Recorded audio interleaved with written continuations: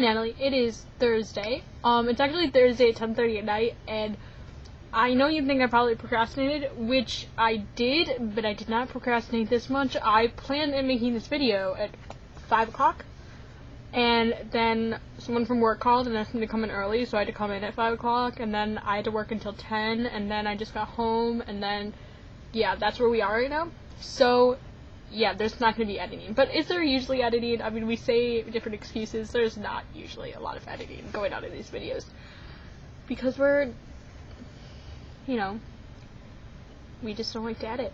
But, okay, I want to start this video by saying that, okay, first of all, my hair is frizzy, but that's what happens when it's 100 degrees out. Second of all, not really what I wanted to start the video with.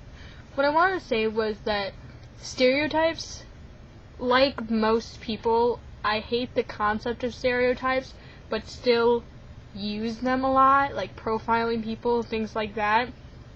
And we just live in a society where we're grown up to stereotype and profile people. And, like, you and I are in, the nerd category, but as much as I love the word nerd, and I definitely consider myself a nerd, and I don't have any problems with that, I just don't like that that's all people think when they think of me. Like, if my life is a pie chart, that's only one part of it.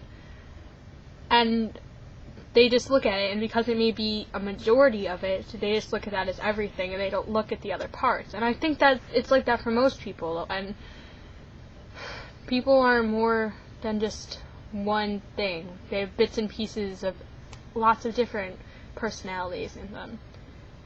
And that being said, I'm going to move on to talk about books, because there's always a good topic for me to fall back on.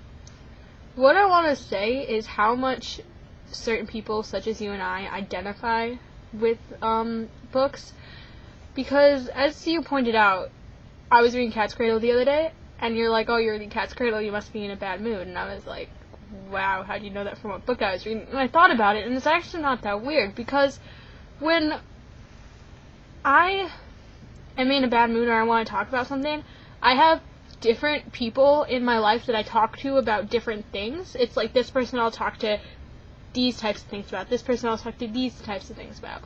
And then, there's some people like you that I can, pretty much talk to anything about. But, it's like that with authors, too, is because when you read a really good book, from The Catcher in the Rye, I don't know if this is exactly quoted, but it's something like, I love books, and when you finish them at the end, you wish that the author was one of your best friends, so you could just call them up on the phone. And that's very true. So whenever I'm in certain moods, or I want to talk about certain things, but I just don't actually want to talk, but part of me does, I identify with a certain author or a certain book for different moods I'm in. Because they kind of are like old friends that comfort you, and even though the text never changes, sometimes you get different things out of it every time you read it.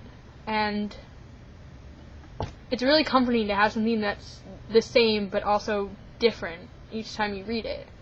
I think that's probably close to 4 minutes. So, oh, by the way, I will not be making a video next Thursday. I refuse to get punished for it. I will be out of town. I'll be up north with the Lazari. So I'm not going to make a video.